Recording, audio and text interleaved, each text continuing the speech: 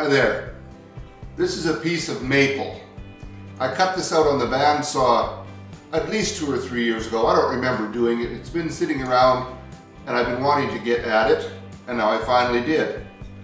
It's not a wonderful piece, but I love the grain in it, as I usually do with maple.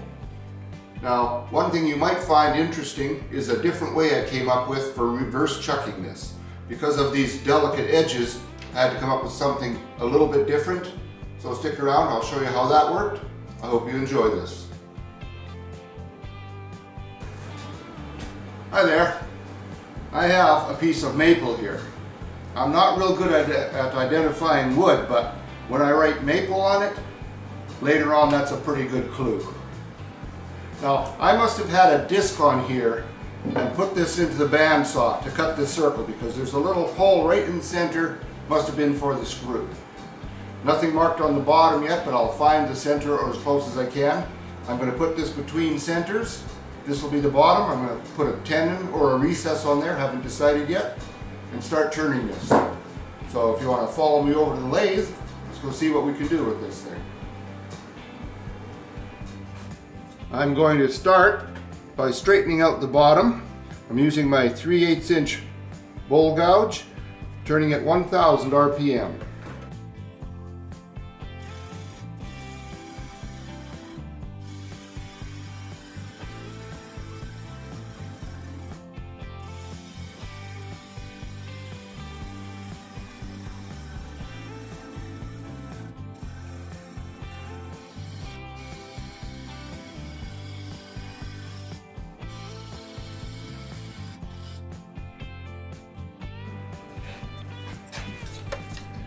I just want to make sure that it's going to be smaller than this part of my go, no-go block.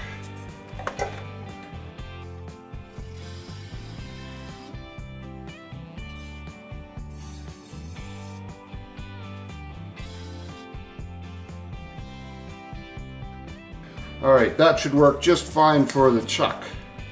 Now I'll start shaping this a bit.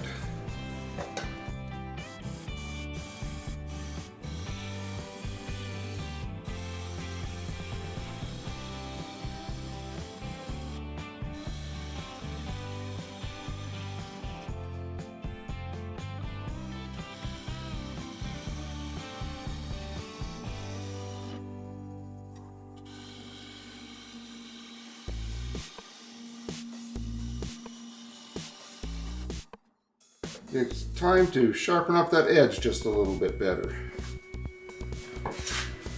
To sharpen this, I'm using this little diamond card. It's a fine grit. Now to sharpen it, I just laid across the bevel. Because the stone is round, it actually makes it hollow in there. It's been honed a few times, so it's starting to get to where it's flat. I'll need to resharpen it. But for now, I just laid across one edge of the bevel, rock it until it's touching both points, and then just go back and forth. It doesn't take very many times to sharpen up the edge on here. And I just go all the way around with it.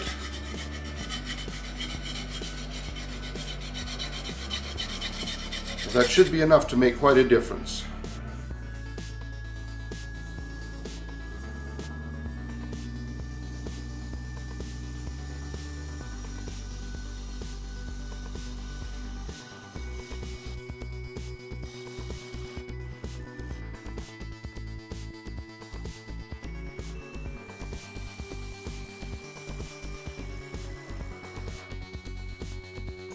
Once I get beyond this point, I start to cut a lot more air than I do wood.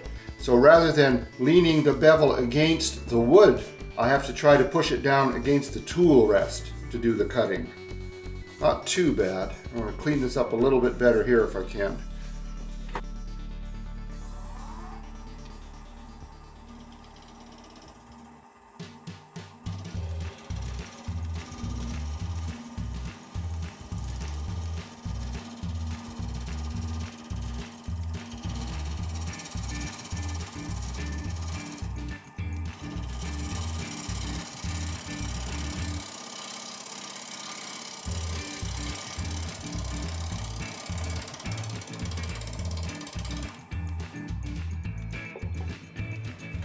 Having the tool freshly sharpened helps quite a lot in this area.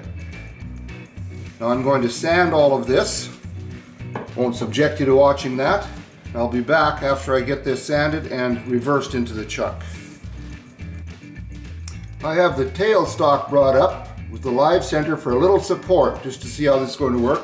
It's a fairly narrow tenon on there. I don't want to take any chances. So I'm going to start off turning this at 1000 RPM and using my 3/8 inch bowl gouge.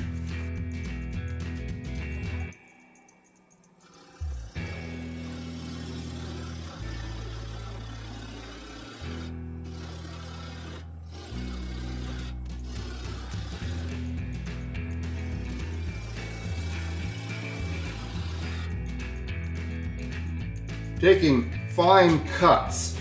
This is quite a ways out from the tailstock, or pardon me, from the headstock, and with that narrow tenon, it's not holding by much. So when I pull this back, I'm going to have to be very careful.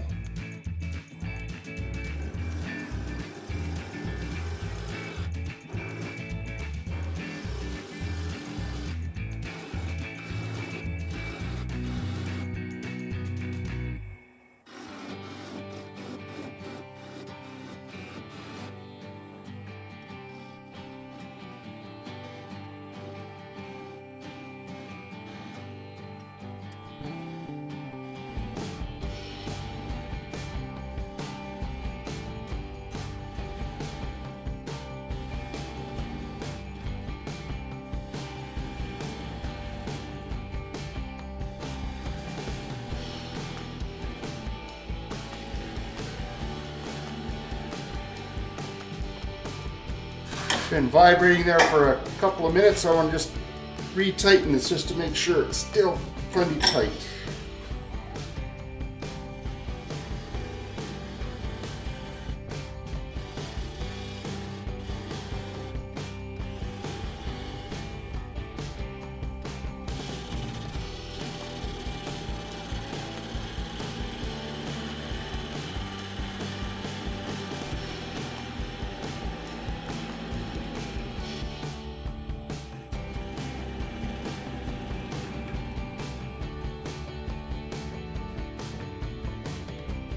Another thing I have to be real careful of is not to get my hand beyond the tool rest. These are some sharp little edges here.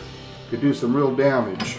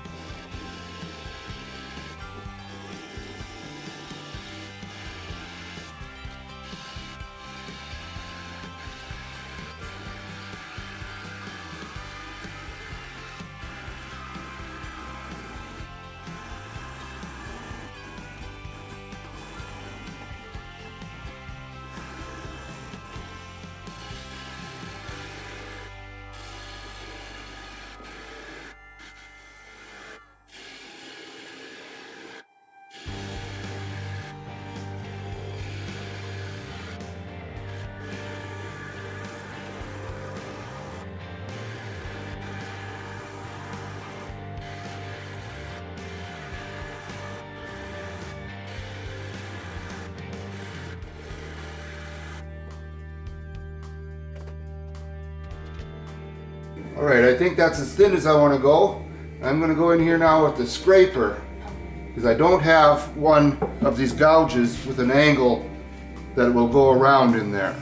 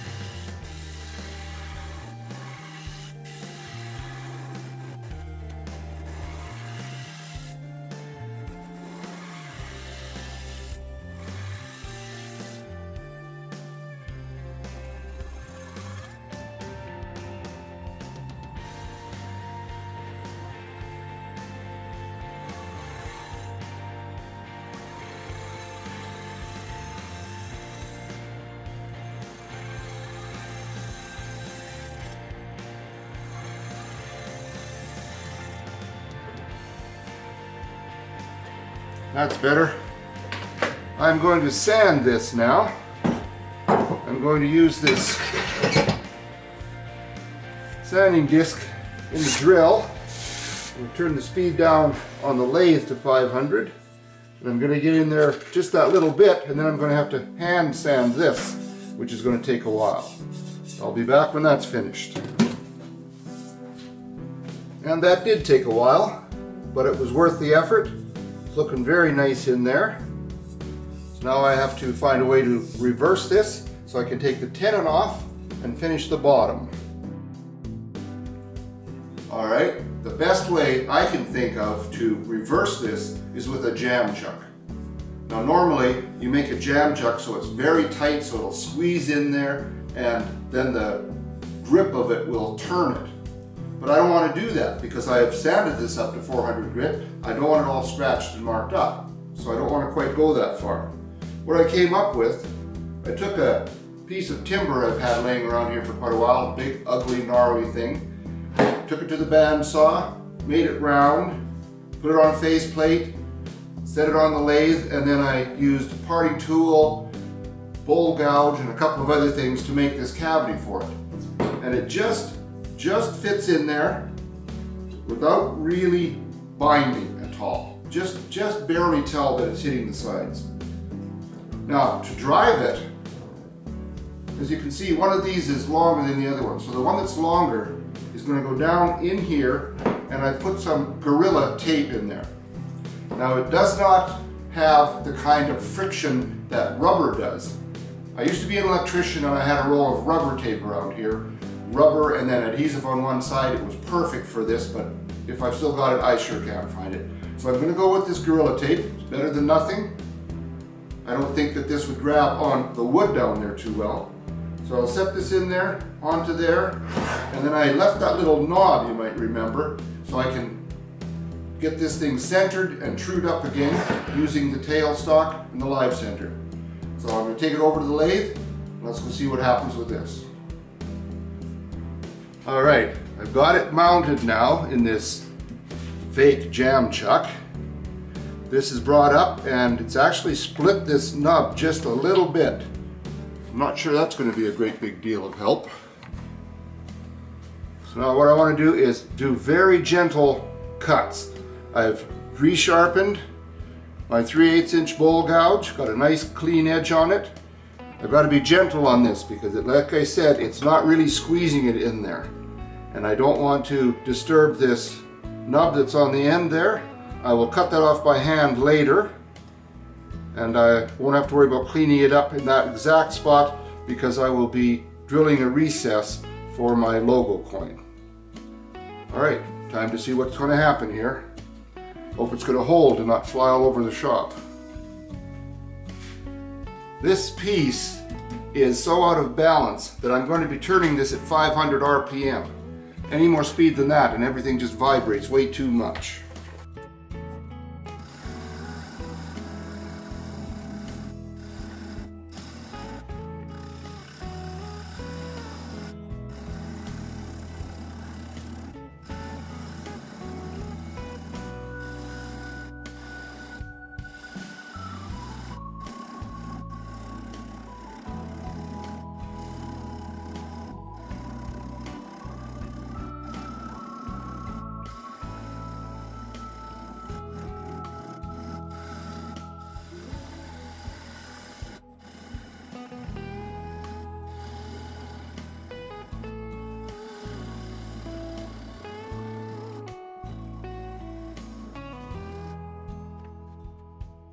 Alright, turning this slow, I think that's the best I'm going to get for cutting.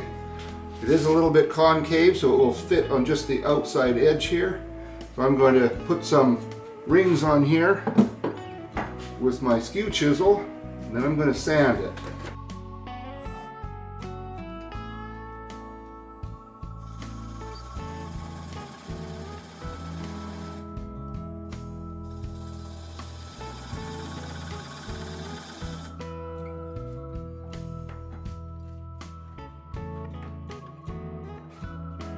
And I'll be back after I finish sanding this. Alright, I have this sanded now to 400, and I want to take this nub down just a little bit more. The smaller it is, the less hand chiseling I have to do. The less hand chiseling I have to do, the less chance there is that I'm going to come out beyond this and mar this surface. So at 500 RPM again.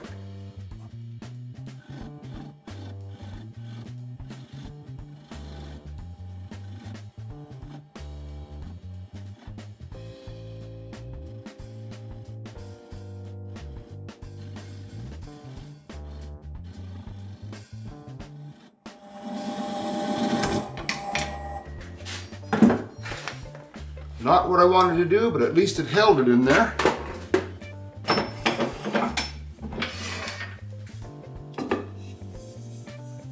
And it's not marred that I can tell. So I think I'm ready to chisel this off and then prepare the bottom, put my signature, the date, and put that logo coin in.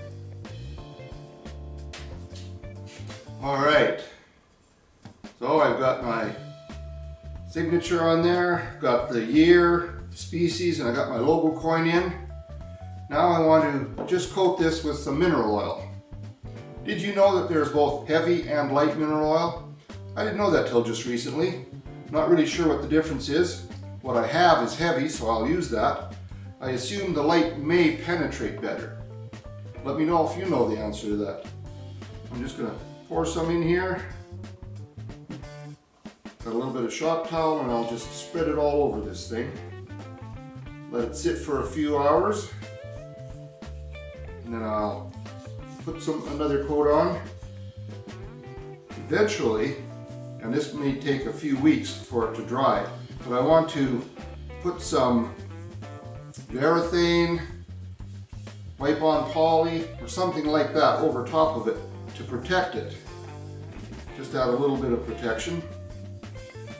I've never done that before, but I can't see why it wouldn't work. And again, if you know, let me know. I'm always happy to learn, and Lord knows I'm still learning something every day.